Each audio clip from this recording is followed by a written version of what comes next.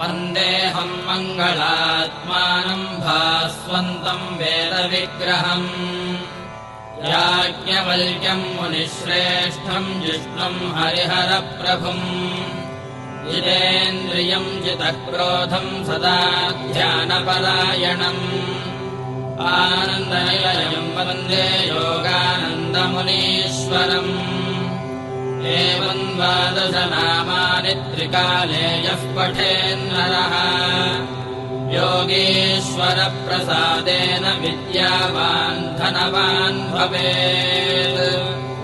ॐ श्री याज्ञवल्क्यगुरुभ्यो नमः। कण्वका